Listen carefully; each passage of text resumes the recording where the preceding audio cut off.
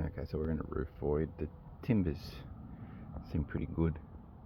This is a demonstration of what fungal decay can do. There's obviously been a leak here over a period of time,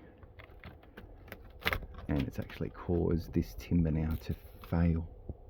So this top cord, we can see the bow there in this roof truss, has actually had a significant impact on the structural integrity of this particular roof truss. So the fungus is breaking down the timber itself because of the moisture, and so it's having a significant impact on its structural integrity.